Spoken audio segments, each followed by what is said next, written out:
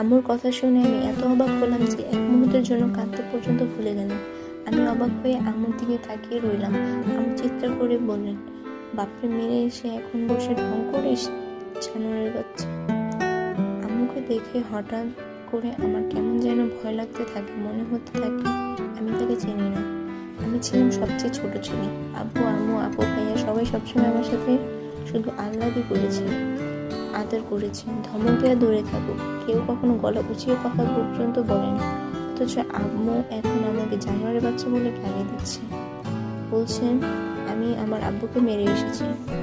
খাবার টেবিলে আপু, ভাইয়া আর আমি আম্মুর দিকে অবাক হয়ে তাকিয়ে রইলাম। আপু বলল, কি বলছো আম্মু? আম্মু চিৎকার করে বললেন, ভুল বলেছি আমি? তোদের আব্বু কি বদমাইশটার জন্য ক্রিকেট ব্যাট কিনতে গিয়ে মারা যায়নি? ক্রিকেট ব্যাটের জন্য কি ঘ্যান ঘ্যান করে এই জানোয়ারের বাচ্চা তোর আব্বুর জীবন নষ্ট করে দেয় নাই? যদি সেই রাতে ক্রিকেট ব্যাট কিনতে না যেত তাহলে কি মানুষটা এখন বেঁচে থাকতো না? এটা সত্যি কথা। আমি কয়েকদিন থেকে আব্বুকে বলছিলাম একটা ভালো দেখে ক্রিকেট ব্যাট কিনে দিতে। আব্বু সেদিন অফিস থেকে এসে আমাকে নিয়ে গিয়েছিল গুলশান মার্কেটে। ব্যাট কিনে ফিরে আসার সময় উল্টো দিক থেকে একটা গাড়ি হঠাৎ করে ছুটে এসেছে। তারপর আমার আর কিছু মনে নেই। এরপর যখন জ্ঞান এসেছে দেখেছি আমি একটা ভাঙা গাড়ির নিচে চাপা পড়ে থাকা একটা মানুষকে চিৎকার করে। মানুষটা আমার আব্বু, কিন্তু রক্তে মাখামাখি হয়ে থাকে আর চেনা যায় না। আব্বু যদি সেদিন আমাকে নিয়ে ব্যাট কিনতে না যেতেন তাহলে সত্যি হয়তো আব্বু বেঁচে থাকতেন। আব্বু হাত দিয়ে আমাকে বলে ধরল, কি বলছো আম্মু? তপুর কি দোষ? এটা একটা অ্যাক্সিডেন্ট। অ্যাক্সিডেন্ট? আম্মু টেবিলে হাত দিয়ে থাবা দিয়ে বললেন, তাহলে এই শয়তানের বাচ্চার কিছু হলো না কেন?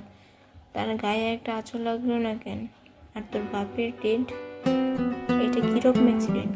আমি বিস্মিত চোখে আম্মুর দিকে তাকিয়ে রইলাম আর মনে হতে লাগলো কেন আমি আব্বুর সাথে তখনই মরে গেলাম না। আব্বু আমার সাথে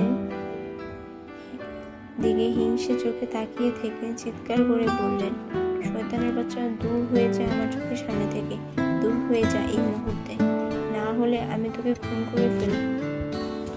তারপর কিছু বোঝার আগে আম্মু আমার দিকে পানির গ্লাসটা ছুঁড়ে মারলেন। আমি মাথা সরানোর চেষ্টা করলাম কিন্তু লাভ হলো না। কাঁচের গ্লাসটা আমার কপালে এসে লাগলো। আমি ব্যথা পেলাম কিনা বুঝতে পারলাম না। ভয়ঙ্কর একটা আতঙ্ক নিয়ে আমি আম্মুর দিকে তাকিয়ে রইলাম।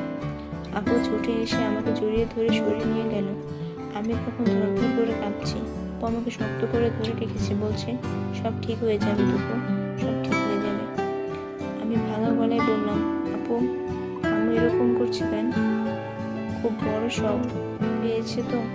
আমার ভয় লাগছে আপু, অনেক ভয় লাগছে। ভয়ের কিছু